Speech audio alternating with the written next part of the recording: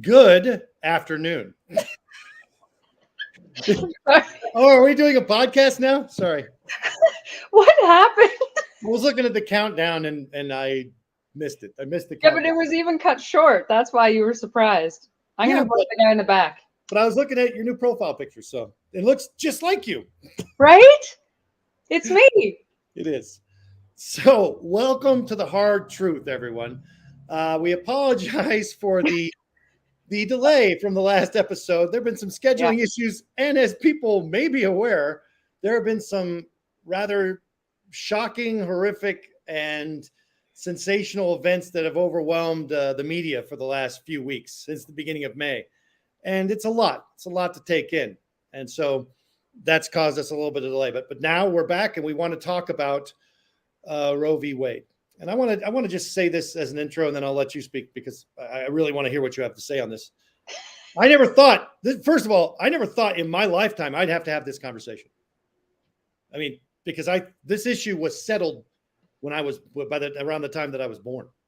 This issue. Yeah. What year was it? 70 something. 76 or something. No. 73. I was 3 years old, and this issue was settled. And every single Supreme Court justice nominee that has come down the pipe has had to actually acknowledge that they're not going to overturn Roe v. Wade.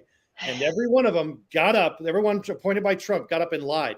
This was the point of the Trump presidency. For anybody who wasn't paying attention, back in the day when Aurelio and I were in a car and Trump won the primary, I was with Aurelio and I said, he's going to win because if people hate Hillary Clinton so much on the Democratic side because of what she did to Bernie Sanders, how dishonest she is. But I have to vote for anyway because I know what Trump's going to do. He's going to court the evangelical right, and they're going to ignore all the atrocities that he commits, and they're going to appoint a bunch of super ultra conservative judges with a religious agenda, and they're going to overturn Roe. And every single person I talked to said, that'll never happen. This is never going to be an issue. So I want to just start by saying I never thought I'd be having to have this conversation in public because I thought these issues were all settled and the science is all very clear and the social discussion had already occurred. But now we're back. So Melanie, give us your thoughts and intro on this before we wade in too far. I don't even know where to begin with this. I honestly didn't think this was going to be something we would have to talk about either. When I heard about it, just whispers, if you will, heard about these things coming back up, I thought for sure, no, nobody's going to overturn that. We're not going to have to deal with abortion laws anytime soon. And quickly, I've come to see that not only in the States, but it's coming quickly into Canada as well. They are fast tracking, if you ask me, with some of the laws that were just passed recently to avoid abortions at all costs. So when there is money behind getting legislation passed or favorable ideology backed by money to get legislation passed, there is simply no problem. Congress and politicians can run things through rather rapidly and quickly when they're getting paid, when they know it's going to fill their campaign coffers. And that is 100% of the issue that we need to be talking about today, because I keep running into people that I respect, people that I know who are intelligent people on the middle to the left side of these issues. And they honestly believe it's about facts, evidence, science, information, and compassion. They believe that that's the battleground. If we could just prove the harm that's caused, if we could just prove how good it is for the woman, if we could just prove that it's better, and we could just prove the science, and we know that conception doesn't happen until the first breath or something like. If we could just prove scientifically where this happens, then the other side would come around. It is completely nonsense. This is an ideological problem. But before that, I want to talk about in this first part, let's talk about the human rights element of it, because you cannot get away from that. The human rights element. So first of all, human rights are universal. When a person is born and they're human, can you and I agree that all human beings who are born into this world should have equal rights? Should have, yes. Right. The difference between Mexico has a very good and healthy abortion law and has some very good human rights laws that are related and surrounding that. But here's the thing that's different between Mexico and the United States. It's very profound, very profound. In Mexico, People who live in Latin America and Mexico, they understand completely that their politicians are part of a ruling class and that they are inherently corrupt and will only do things that benefit themselves. That they are not there to serve the will of the people or even to help the people, because they live that poverty and that reality every day. The difference between Mexico and the United States in this regard is that in the United States, people from the United States identify with their oppressor. They believe that their politicians are good people, that they can be trusted, and they identify with their values. So it's about ideology and values. We foolishly believe that the members of this ruling class are going to give us access to that wealth and that privilege and that agency at some point. And this is the thing I need to tell Americans. That is never going to happen. You're never, if you are, whatever situation you're in, there is almost no way for you to get out of it, social, politically. Even if you make a ton of money, it won't matter. You're still, if you're black, you're still going to wind up getting arrested at the bank for withdrawing your money. Mm-hmm. I want to add to that a little bit before you move on. I've noticed having the conversation as it's becoming, people are becoming more aware of this. When it was strictly in the States, when we were talking about abortion laws and looking at them being overturned and things like that, there wasn't much of conversation here. And then there was, little pieces of information saying Trudeau is considering looking at the abortion laws and following suit with some of the states. So it became more relevant to people, I guess, because it was in their face at this point. But the one question that everybody asks about these things is, how can they do that? How could someone like a politician, how are they allowed to do it? Well, I'm getting really frustrated, I guess, in Canada. I think in the States, it's more, people might be more aware of the corruption that is involved in politics and law enforcement. All these things. In fact, they count on it. I would say they're not aware of it, or they believe it's going to work in their favor. Okay, so maybe it's that. I think that people believe that there are morals and ethics with these people in these positions, and that they would never do something like that. Well, they will, and there's always money. If money is involved, they will do it. And they keep asking me, well, how could someone do that? Where do they find these people? And then you have to go back. It's like us talking about law enforcement and the recruiting process, right? Going way back into this person's history and where are they malleable and what can we do? And will the money speak? It's never going to go in your favor. There's all this hope. We are under minority rule of an American Taliban. That's where we're at. That's not an exaggeration anymore. But let me tell you why. This is the ideological issue. Before we talk about human rights, and human rights, by the way, are in direct conflict with ideological beliefs that come from the extreme religious right. They're in direct conflict. The extreme religious right believes that women are property, that women are the property of men and the church.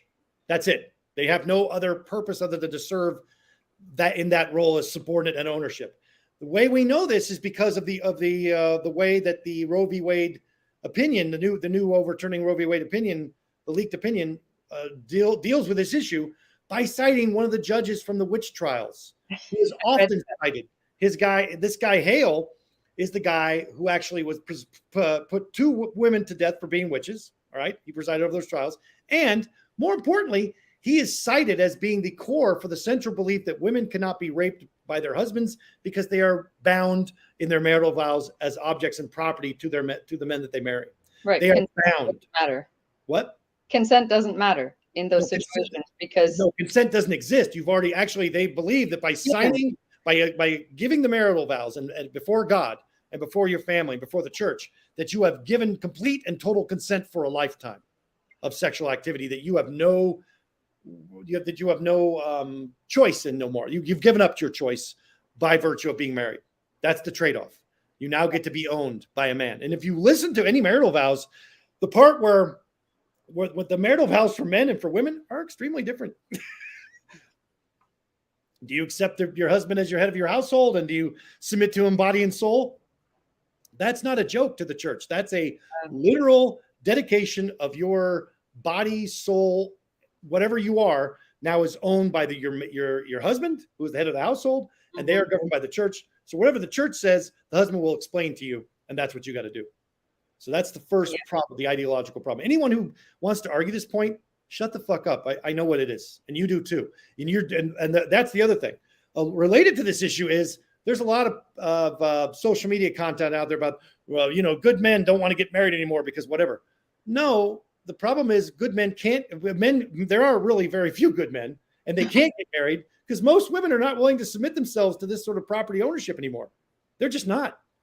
So the only thing they can do is marry women who are either very ignorant or who are happy to submit to this kind of life in a religious context. Marriage is very difficult right now because people are becoming aware of how it gets exploited and abused. Women in particular.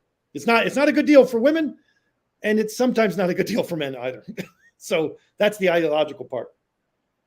Give me a response to that, because I would love to hear. I've given you so much to work with. Punch me in the head over and over again. I want to hear it. No, I agree with what you're saying for once. It's like the second time. Come on, give me some. Okay, credit. It's the second time, but no, I do agree, and I'm seeing this more and more. I wasn't aware of a lot of this before. This is all new to me. So a lot of the people that are watching, that are learning all this, I'm just learning with the rest of you, and I'm shocked most of the time. I'm learning to not be as shocked when things like this come up, because now I'm just seeing that this is life as it is. Anyway, it can be very frustrating, but I agree with you that I'm seeing cases with husband and wives, and there's a rape or an assault claim, and we're working one right now, are we not? We're working on one right now. Yeah. Yes, and that goes both ways, right? It depends on why this person is claiming there was a sexual assault or a rape, but that it is very difficult in a marriage to prove this. Well, it's not difficult to prove that something happened that the woman didn't want, but it's difficult for law enforcement, who is largely Republican Christians, right? To be honest, to understand, and judges who are largely white Republican Christian males, or some iteration of that, to view what has happened as a rape. It's not difficult to prove the elements of the crime. It's difficult for them to, the context is criminal. That's right. It's the context, because the first question, and I've heard it being asked before by law enforcement, is, "Aren't you married?" What does that have to do with it? Yeah. And that's when I became very aware of these situations. Yep. And these issues. Exactly right. Yeah, it's frustrating. So the extent to which ideology influences this is, I would say, almost 100%, because you cannot have a conversation about this with somebody without them saying, "Well, I believe," and it's like, that's great that you believe that, but you understand your beliefs should not be imposed on other people. They're like, well, no, I'm right, so therefore they should be imposed on other people.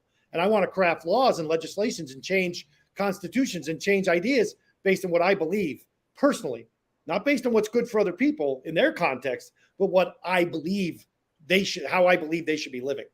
And that's the problem. Right. So the other thing is, when does life begin?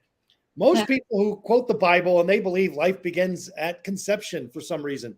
And they cite, it's a sin because, Joseph spilling his seed and Onan spilling his seed and it put to death and blah, blah, blah. No, motherfucker, that's not when life believes. The life in the Bible, it's very clear. Life begins when, Melanie? You just found out? I didn't find out. You asked me, I knew the answer. Yeah, that's okay. At first breath. That's right. Which life begins. Baffles my mind with these religious people who are arguing this point. And it just proves what you've told me over and over and over, is that they've never even read it. They have no idea what they're even talking about. And quoting. Now, the reason for this is a couple reasons. One is most of the people who believe this stuff are taught from a very young age that their general illiteracy and disdain of science should be front and center. Like that's an actual virtue. Ignorance of science and not having read anything is a virtue. I don't need no book learning. I don't need no fancy this or fancy that. I don't need other people telling me stuff. Then they start telling you that the Bible says this and the Bible says that. Yeah. They have been told by somebody that the Bible says this or Bible says that, but they haven't actually read it because they don't read. They're not a person who's curious. They're not a person who understands any of the things that are foundational to their belief systems, or they wouldn't be such an asshole. Right? There's a song that we were made to sing when I was raised Methodist, 18 years in the Methodist church. I even taught adult Sunday school for about a year, just to be very clear. And you know what? There was a song, my favorite song, and my mom was really good at singing this, was, "And they'll know we are Christians by our love." And she did such a great song. I get a little goosebumps when I think of it, because my mom she was so good at singing that song. And I thought, yeah, they will know. And what I realize is they will also know that you're an asshole when you demonstrate you don't have that, the compassion, the empathy that love requires.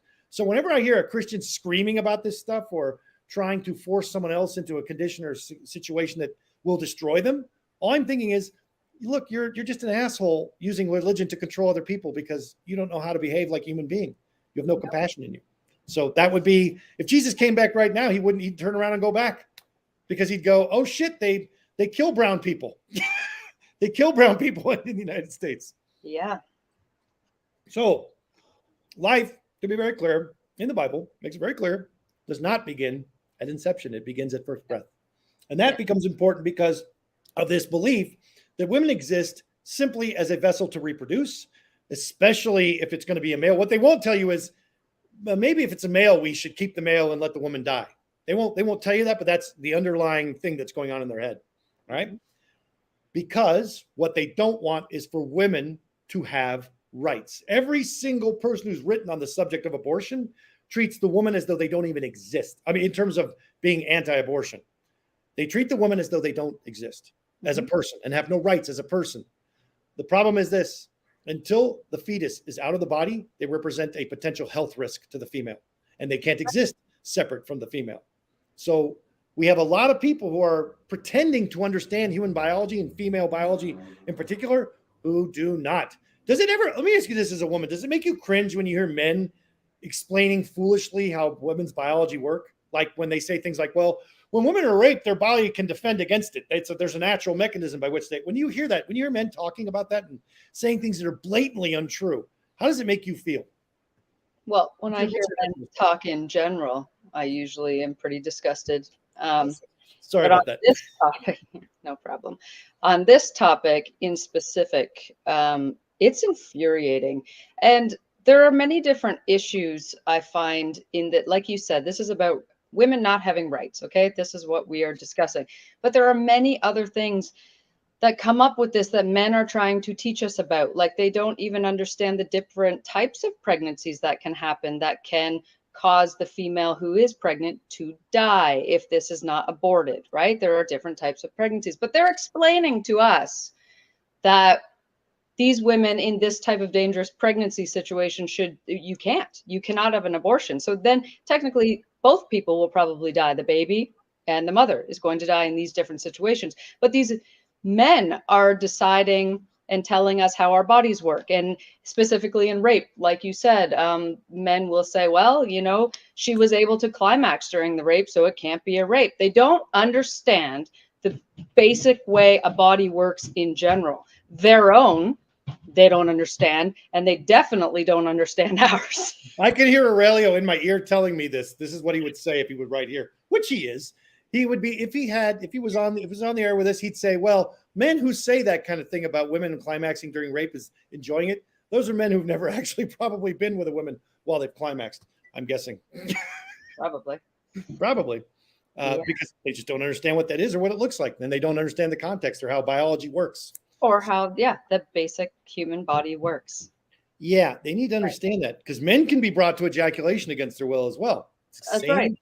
The other thing with what I was going to say with, you had touched on it about the risks involved in pregnancy. Right. I think that a lot of men don't realize, and some women, I'll give this to them as well, but there are so many risks involved in pregnancy. This isn't something that just happens and there are no risks involved with carrying a child to term and going through labor. There are many, many health risks involved with both baby and mother.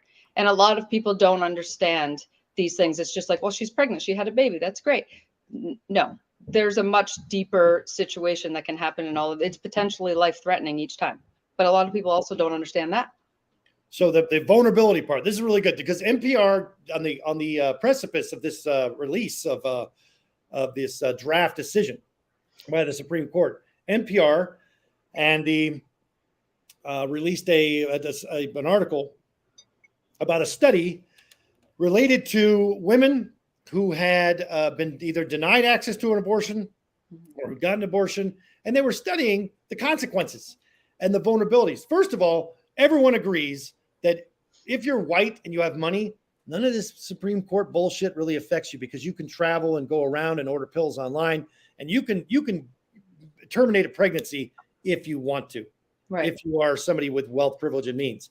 The people who are going to be affected disproportionately, like the most affected, are going to be those who are vulnerable: Blacks, Hispanics, the impoverished, those people that we pushed into positions in society of vulnerability and poverty. All right, they're going to be the most vulnerable. So they're the same people who do not have good access to health care, do not have good access to literacy related to their health care, and also are going to be most mentally affected and most likely to be abandoned. They're most likely to have to raise the child by themselves. So there's the physical damage that can be caused in the pregnancy. There's the mental health issues that can be caused as the result of pregnancy, and there are the economic impact lifelong. This is actually by design. This is not a mistake. The people who are anti-abortion understand this completely, and that's the outcome they want. What they want ultimately is to control women's bodies, to punish them for not being married to a religious male. That's what they want. That is the outcome they desire. Because the right wing of religion and right wing men have one goal, and that is to make sure that women are never treated as equals, as human beings. Not ever.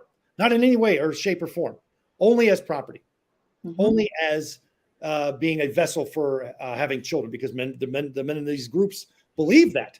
Now, let's talk about the human rights component of it, because it's so important. And by the way, you can say I'm being over the top or extreme, but I've been doing this a very long time, and the rhetoric is the same. It's the same ignorant, misogynistic bullshit that you hear over and over again. The garbage just keeps coming out of these people, and they're not aware that it's a problem. They think it's good because it's good for them. It's good for men, so it's good for them. Yep. So the first thing that we have to establish is that, one, women have a right to be educated. That's it. Women have a right to an education just like men, and the right to vote too, which they didn't have for a very long time.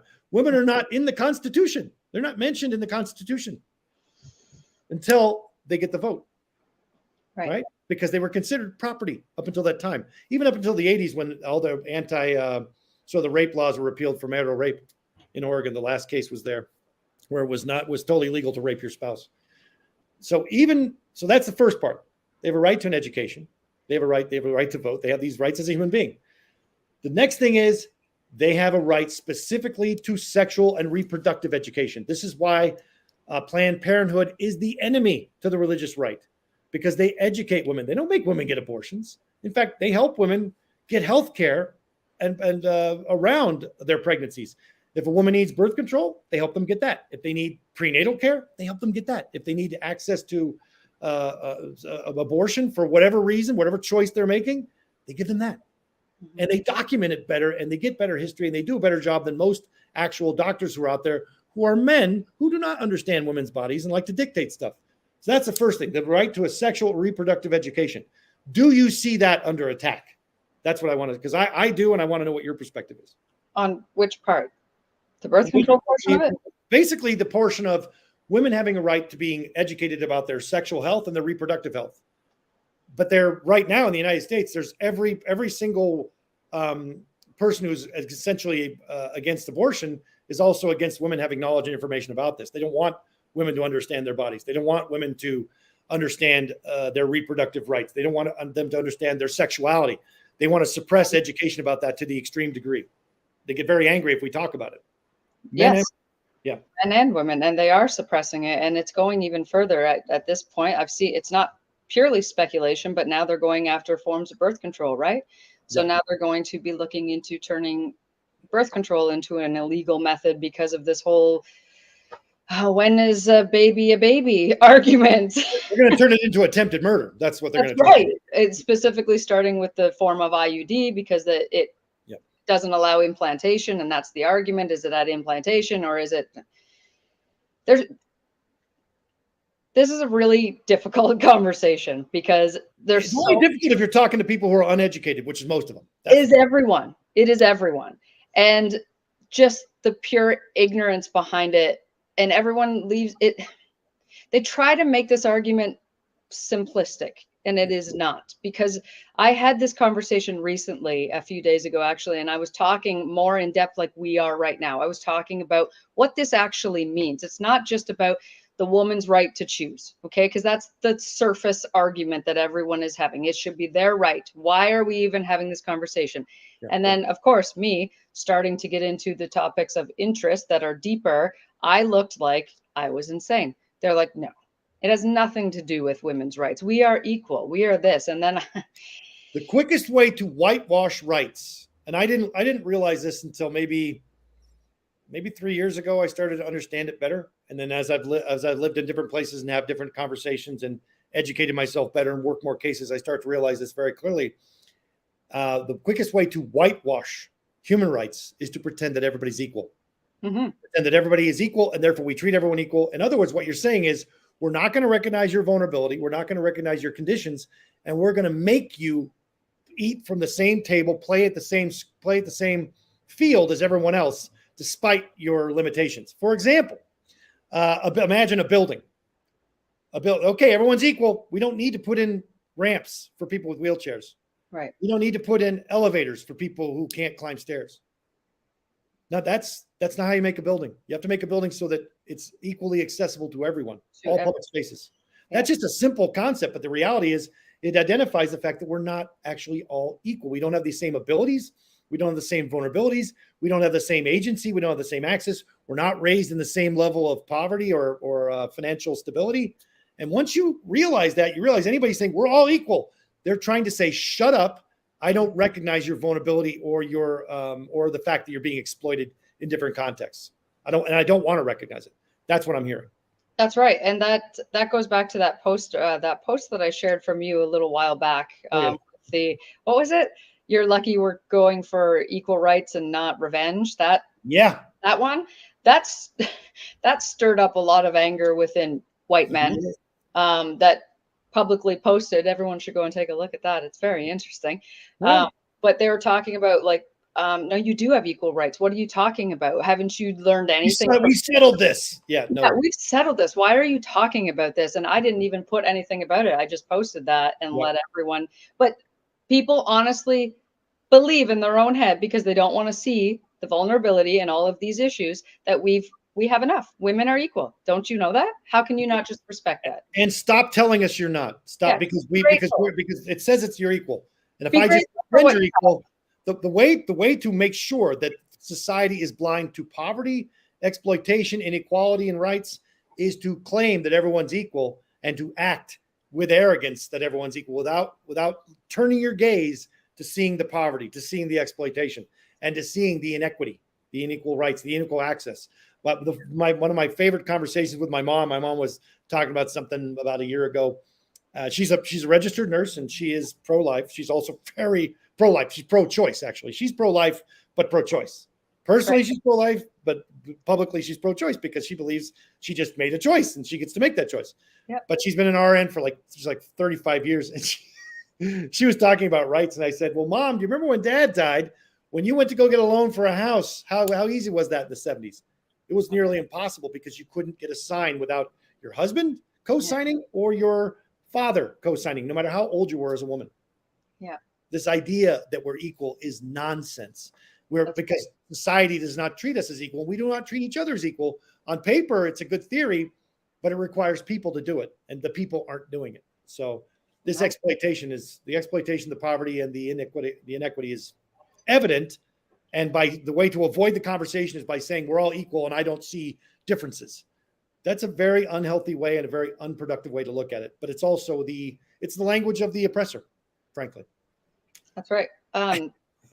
This article that he just posted, I'm backtracking a little bit. Well, when we were talking about education of women's bodies and understanding and this in the school system specifically, I noticed that they have changed all of that drastically so that there's not very much information given to children in health class, right?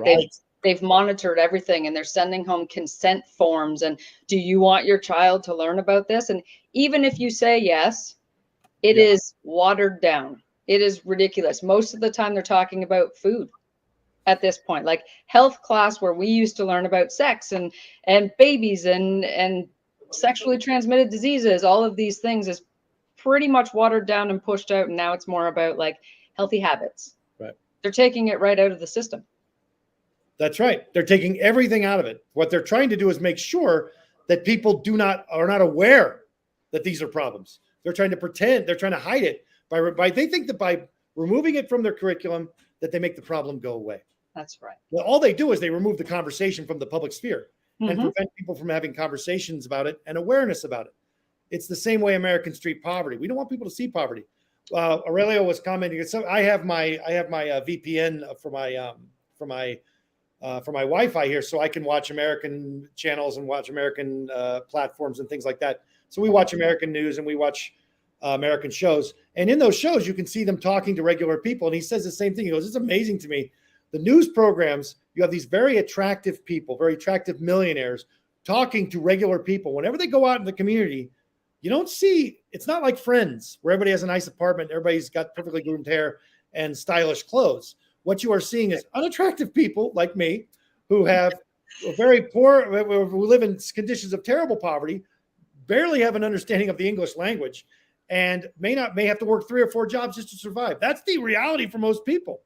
Right. That is something that most people, we have blinded ourselves to because we don't want to see it. We want to believe we live in this fantasy world, this wish factory, this happiness machine that is keeping us all going. And the way to do that is to whitewash these subjects out of the curriculum and avoid the conversation. Well, that's something that we should be talking about at church or at home. You know, parents do not talk with their kids about sexuality. They don't talk to them about it. The parents barely understand their own sexuality, let alone the sexuality of their kids. And their kid, by the way, your kid doesn't want to talk to you about their sexuality. They don't want to talk to you about it. No. It makes them disgusted to talk to you about it. They want to talk to somebody else. Anybody but you. Anybody but you. Absolutely. That is not ever a comfortable conversation. And let's talk about the next 2 things here for human rights. Healthcare is a basic human right. So if you are saying women should not have access to information about their sexuality, information about their ability to reproduce, information about their body, and information about their physical and mental health, then you are denying them access to 2 basic human rights, the healthcare itself and education about how to get it. So we're blocking that as much as we can. But there's a third part of that. And this is the part that pisses people off to the extreme. Here's a fundamental question that I would put to anybody having this conversation. Do women have the right to enjoy sex? Do the women have it? One, do we have rights to sexual expression? And do we have a right to enjoy sex? And if we're all equal, women have that right too. They should. They should, but do they? No. No, they don't. No, they do not. Men want this right for themselves so they can go around and impregnate or have sex with as many females as they want, marry one of them and keep a bunch of mistresses. That's the fantasy of the religious man. And we know that because that's what they're doing. But the reality is they don't want to see sex. There we go. There's your post. There it is. They don't want to see sex as something that women should enjoy because, and I can hear Aurelio saying it right now. It's because most men do not know how to provide pleasure to a woman. That's what he would say. I was going to say. No. You say it in your words because your words are more better. Oh no, that's much more tactful. I enjoy the way you said it. Tell me the untactful way. I think we need the hard truth. Give us the hard truth. Hard truth about? No, I don't know. I don't think it's a good idea. I think it's a great idea. You say it nicely, then I'll rephrase it meanly so they can quote me. That's exactly what I was going to say. They have no idea how to even give a woman pleasure. So if they take that away, then they can just go about their shameful little lives flopping around on top of someone thinking they're doing a good job. Flopping around on top. Oh, that's an image that's not going anywhere soon. It was kind of tactful. Flopping around. It was around. better than what I was going to say, and I'm not going to say it, so don't ask. Sweating and breathing heavy and not really accomplishing anything meaningful for anyone. No, not at all. And just continuing to showcase that lack of everything to every woman that they can. Ability. The girls ability. But the women can't judge them at that point either, right? Because we're not allowed to enjoy it anyway. So what is enjoyable? That's how it's supposed to happen, right? You just do that, whatever that was, and then move on. let's just do that, Great. whatever that was. Yeah, whatever that was. Are you in? Is this? Are we done? Was it great? Wait Oh, a it was second. great. Was it great for me? Oh yeah, it was great. It was fantastic. Thank you. This is fantastic. Yeah, why am I on my phone? I'm just telling everybody how great it was. If you have to ask, There's a scene from the original movie, the original Terminator with Arnold Schwarzenegger, the original one back in the 80s, where right before the roommate of Sarah Connor gets killed along with her boyfriend, they're having sex, and she is listening to her Walkman, and he's on top of her just going at it. And it is emblematic of the 80s because the guy thinks he's doing such a great job and it's all about him and how good he looks. And she's like, yeah, this is so great. My music is awesome. And, then they have a sandwich afterwards. And there's no moment in which she's actually enjoying the sex. And I think that scene brought relief to a lot of men who really don't have sexual ability. And this concept of women not needing sexual pleasure is at the core of it, and actually it's not about not needing, it's about they don't deserve it because they're not people. Right. And it works in a man's favor because they can just have their pleasure and then get on with their life. They can, because their pleasure is easily purchased. It's not a thing that requires time, effort, energy, or intimacy. No. Whereas for a female, it's often a lot of it goes on emotionally and in their mind, which men do not know how to penetrate that. It's a lot of work, right, guys? It's a lot of work to show up and be present. But that cuts to the core of the issue here. Men are bad at sex. Men are ignorant about women's bodies, but men want to control sex and women's bodies to prevent themselves from feeling that shame. So they've created entire religious construct around this activity to control it, so that women cannot complain, so that women are subordinate always. And no matter how ineffective or impotent, let's use that word, men are in a relationship, that they are always in control despite their shortcomings, we'll call it. They don't have to learn and they don't have to care. They don't have to learn. Oh, that cuts to the quick. That's right. They don't got to learn and they don't want to care. Huh. And that's what Roe v. Wade is about. Because what men want to do is remain in control of their families, prevent women from leaving them despite their inadequacies and violence, whatever form that takes. Yep. And they want shame for the women that do. The women that go and live on their own, who enjoy, women who live by themselves, who have their own interests, who take multiple lovers, who enjoy a nice, quiet life outside of the rules of society. What are those called? Outside the rules of the church. What are those called? Witches. That's right. That's what they're called. They're called witches. And that brings us right back to Mr. Hale and his legal acumen and ability and his legal language that is used to this day by the Supreme Court. Mm-hmm. That's where we're at. It's a very, very big problem. To me, when I hear people discussing this, I want to see honest discussions about what people really believe outside of the matrix of religion, outside the narrative of religious thought or ideology. Because the reality is, anybody who's talking to me about this in the framework of religion or morality, the religious part, it doesn't hold water at all. Because there are many conditions under which you can terminate a pregnancy in the Bible. This is not something and it's also, life does not begin at conception in the Bible. So that's gone. So if you're going to try and make a moral argument, well, I don't think that the people who are raping children in the church and hiding it have the moral high ground to tell us what real sin is. Mm-hmm. To be out there denying communion for people who are just trying to say people should have rights and choice. But so we've politicized and we've weaponized these ideas to galvanize certain segments of illiterate society against these ideas, against the idea of choice and freedom and liberty, which is the most un-American thing I've ever heard. Give me your thoughts, because the hypocrisy to me is the worst part. Yeah, I was going to say that outside of, like, speaking to people that are asking genuine questions outside of a religious standpoint, they're just asking questions. I find that a lot of these questions are similar, such as rape. What about in the case of a rape? What about in the case of incest? What about in the case of all these different things? You end up pregnant. Can you terminate that pregnancy with these other situations that come up, right? Yeah. And I honestly don't know what each of the states say about that. I don't know if that is part of it. Like if you can, I don't know. But what became very concerning to me, and I mentioned it at the beginning, is the law that was just passed in Canada by the Supreme Court, which is in rape. If you can prove that you were heavily intoxicated, that is a valid defense now. So if you're going out and you're very drunk and you rape someone, you can't even be accused of rape anymore. So now we could tie in that into a pregnancy. So you can't abort the baby. Rape no longer exists if you're drunk. So what does it all mean? Well, let me offer something to you there that's kind of interesting. Most Republican senators who are far to the right on this issue will say one thing.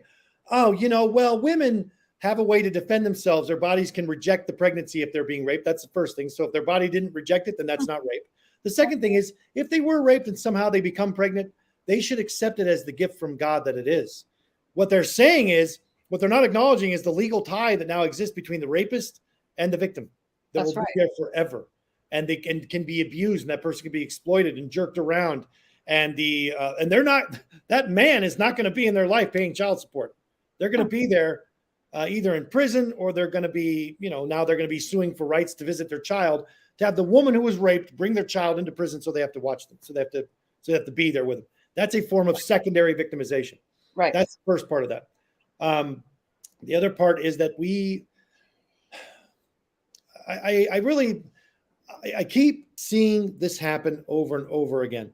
The issue is, again, ideology, a belief in a world that you want to control, living the way you want it to live, with women who are secondary, not being willing to have the courage to say that out loud, not being willing to but trying to pretend, oh, we're all equal, except for when it comes to this, because when you have a woman who's been impregnated by rape, they lose a lot of choices and rights. They lose a lot of ability to make that's going to impact them in a way. Pregnancy and childbirth impact women in a way that men can never understand and don't seem to care about. They seem to see that as a woman's problem. Talk to me about that, about the ignorance of men regarding pregnancy and childcare, because I think that's a conversation we don't have enough. We like to pretend that there are these daddies out there doing stuff. That's rare. It's rare that fathers are out there doing that. It's extremely rare. And even I noticed that all of these, again, I'm going to reference TikTok because I see a lot of this, but the bare minimum. So a man coming home from work and talking to their kid for 10 minutes, that's a good dad in society, right? Yeah, they just show up. They just show up. That's now the bare minimum. It's just, well, he's there. And there's the other things that come with pregnancy and childbirth and child care after the fact is the obligation, right? So we, as the female, it's just like the mom's got it. The dads never ask, never asked to watch it. Never expected to do at the workplace or in the family context. No, right? They do whatever they want all the time, and it's just like the mom's got it. But then we've got the women who everything changes. Everything changes. So we have to be like, can you watch your kid for an hour so I can shower? You basically are asking the person who's involved in creating this human being to babysit because you need a shower. Or we're constantly having to ask for these types of things, permission from you, because it's not a responsibility. I don't think. I think the men it's if they can, it's our obligation, our responsibility. You'll help us. By the way, again, where does this attitude, this cultural belief, this individual belief, this cultural attitude, this individual attitude, where does it come from? The church. This is a religious perspective that women have this responsibility, because what we're doing is what I see, the rhetoric is coming from punishing women for going into the workplace. That is a very big thing. So the way to prevent women from going into the workplace, make sure that they're pregnant. The way to make sure we have more parishioners and more tithing come in, make sure women keep and stay pregnant. Right. This is why the church, by the way, is losing people in droves. It is ridiculously, hopelessly out of touch with society. There's only a very small fraction of people left actually going to church. And it's because the church doesn't actually help people with their regular lives. And it lies to them so much and exploits them so much. This generation right now of kids, they know they're being lied to. They know they're being exploited. And they're not putting up with it. They're not. And so so the church, I see it becoming an outlier within the next generation, being a complete outlier. It's reduced. I don't even know what the rates are right now, but it's been plummeting since I was born. Yeah, I know in your area it's not, because No, I was going to say, not you the live same. in a community where you're surrounded by the most extreme right wing of people. Yeah. Also, those same right wing people, you can find them on Tinder fucking around with everything they can, right? I believe it. Well, we're working the cases. That's how we know. Exactly. We sure are. So the hypocrisy part gets me really bad, but also the lack of empathy for women, the lack of realizing that they are human beings with rights who deserve to be protected. All human life is precious, yes, but it doesn't become an individual life until it becomes separated from the mom, and the mom can live healthily. Mm-hmm. If you don't accept that, we can't have that conversation. I don't want to have conversations about what people believe. I want to have conversations about what people value, what you put value on. And this brings us to the gun control issue too, because the same issue. It's not about valuing guns. It's about this gunfighter image that most men have in the United States of themselves, and how they want to be perceived in that way as being strong with guns because they think women like that. That's the image they want to project of power and strength. And when they realize women don't like that, that's when they become the incel who goes and shoots everybody to prove how powerful they are. That's the American fantasy. And that's what we're trying to protect, instead of the right of children in classrooms to simply exist. Right. To simply fucking exist. We're making ideological choices instead of ones about the people that are sitting right in front of us. That's how I see it. And I see it as an ideological problem. We are too wrapped up in ideology that exploits us. We don't have, like I said, in the United States, we identify with the oppressor because we believe that everyone can have the chance to become the oppressor. That's the American dream, is to oppress others. That's why we like to keep prostitution and immigration illegal, so that when those people do that activity, we can continue to exploit them. Mm-hmm. It's the same with women. We want to keep them as second-class citizens so that we can continue to exploit them. That's how I see the issue.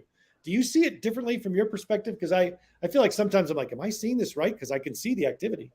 No, I would have. My answer would have been I saw it differently if this would have been months ago. But now that I'm aware of the deeper issues with all of these things, like you just mentioned, gun control and all of these things, they all boil down to a very similar root cause, right? So, no, I see that, and I think that this has been a way to put women back in their place, if you will. I think that this is part of that movement, right? That's right. Exactly. Men don't have real problems with women so long as they keep their place. They don't have a problem with Mexican immigrants so long as they keep their place. They don't have problems with prostitutes. Just keep your place. In other words, be in a position where I can exploit you. That's right. So you want to, not you, but men in general want to wave their guns around, be terrible at sex, but have sex with everyone, have no responsibility. That's why they got to have sex with everyone, because every time they get revealed as the bad guy, the bad lover that they are. They're not good at sex. We just need to have sex with more women to see if they can trick them. Right. And have one subservient woman at home that will do everything and stay quiet and just be there. Right. And doesn't that sound delightful? For a man, yeah, maybe. But here's the thing. For a man to whom that sounds delightful, I have one label: psychopath. That is a psychopath's dream. And I'm labeled as a witch, so we know that I don't sit quietly. So my first thing is, when I see if I see someone who's pregnant, let's not do it that way. If someone becomes pregnant, yes, the first question should always be, are you okay? How do you feel? How do you feel? Not like, oh my God, it's a miracle, a blessing from Jesus. No. Are you okay? How do you feel? How's this affecting you? Mm-hmm. Can you do this? Do you need help? And if there is no family in the life of that person to ask that question, then that's the role of the state. The state should be helping. Because if we do not address this, you will turn somebody into a baby machine that's cranking out people that are going to be over-policed and criminalized.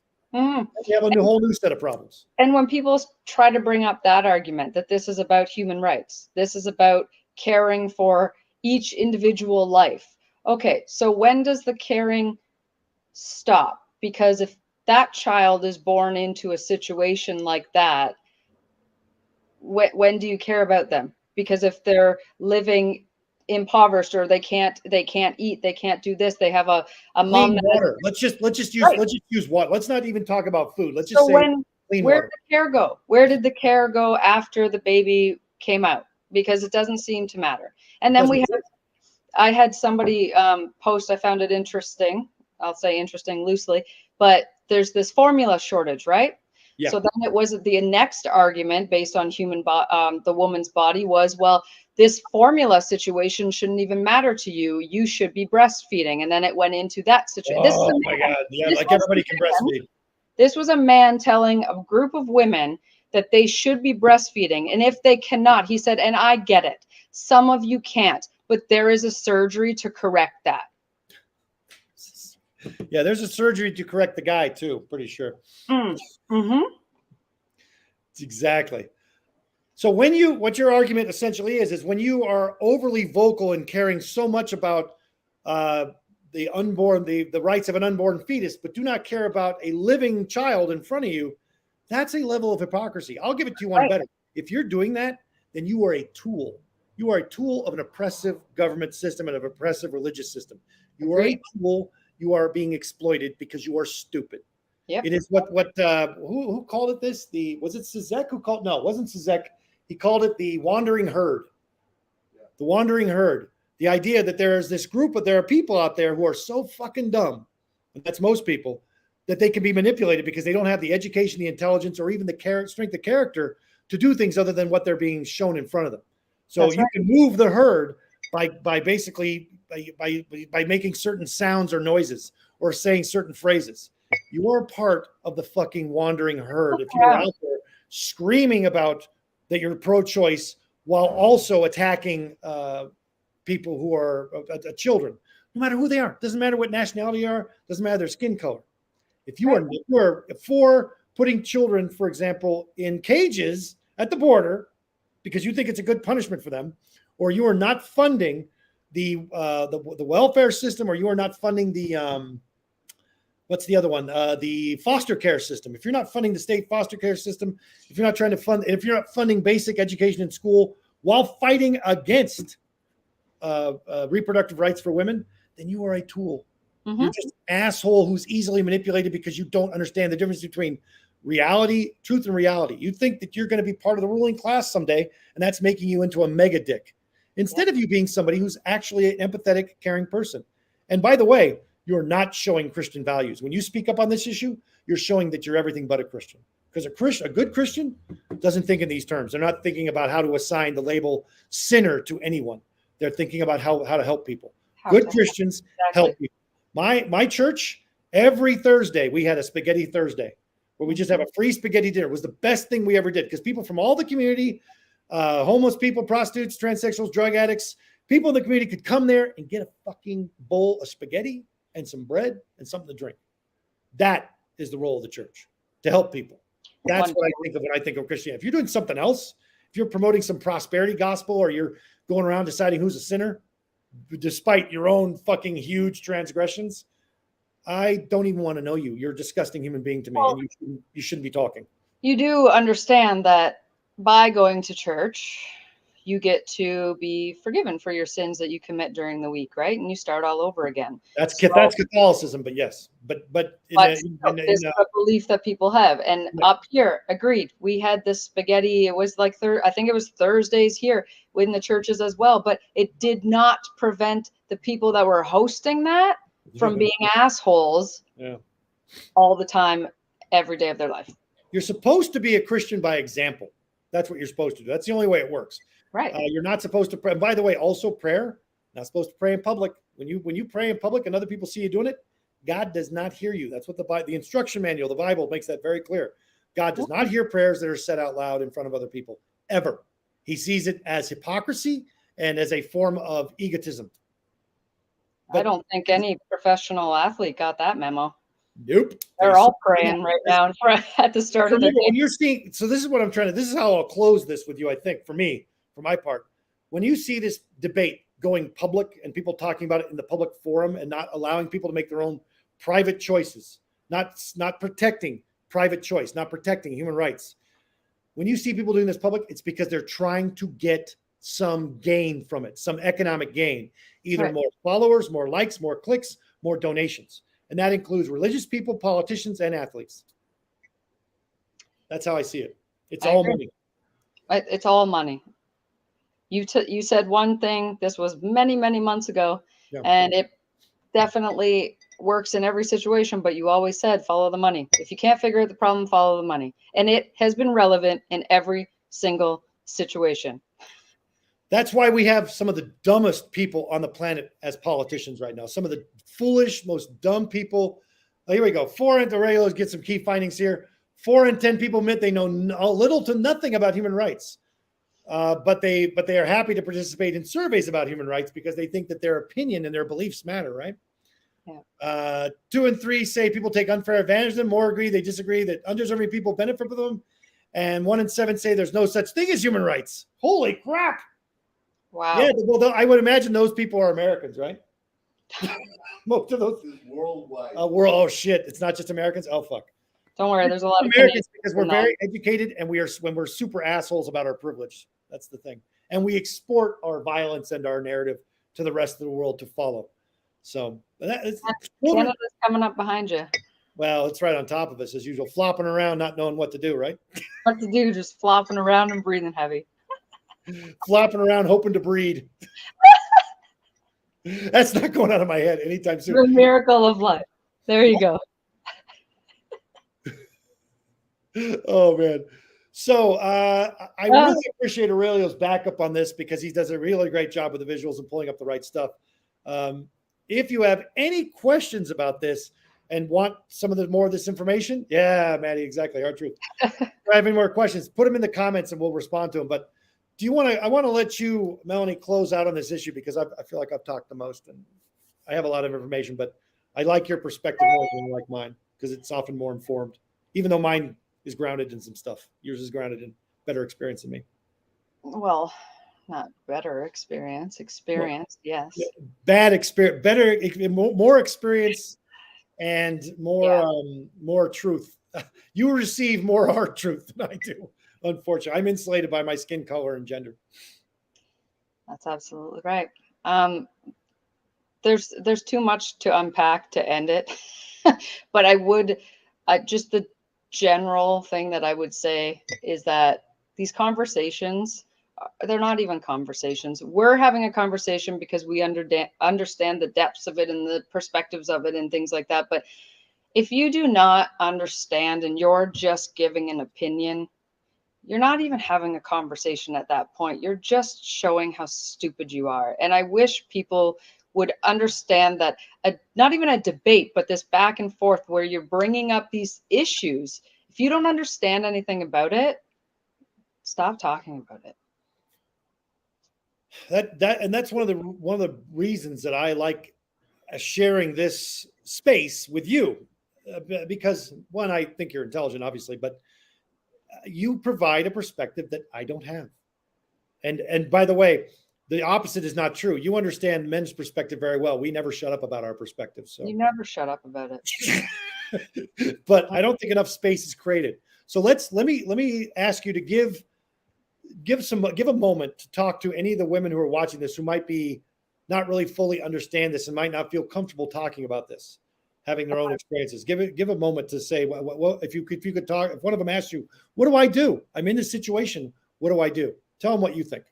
In terms of abortion? Anything about if they're in a context where they're not able to have these conversations and they're having these doubts about their context and they're having these concerns about the people around them and their own rights. The idea that they even have rights, even to create the space to have that conversation. In some countries, this conversation is a crime, just to be very clear. Well, women need to do some research. You need to understand what your rights are. That's the first thing, because I find that they don't know. And then they get into these contexts within relationships and things like that, and they have no idea what their rights are. And also, stop giving a fuck about what other people think. Like, I stopped doing that a long time ago, and life has become somewhat more manageable. But if you're like pregnancy, family, marriage, all of these things, you're not stuck. You're never stuck in this situation. And I find it saddens me that that women will stay in situations such as this because of the idea, because of this is what is right, this is what you need to do. It is not what you need to do. You do not need to put up with this shit. You can go out on your own. You can learn your rights, do your research, find a way out of these situations. And there are lots of us. There are lots of us that are here that can support you through that. If your family doesn't, just look around. There's a lot of single moms now. Yeah. And stop going to men. Don't go to men. The value. Men do not dictate the value of women. Never. And that's why I said stop giving a shit what people think about you in many aspects. Also, stop going to hostages and asking them if they're okay. They're not okay. They're not okay. About women who are trapped in shitty relationships.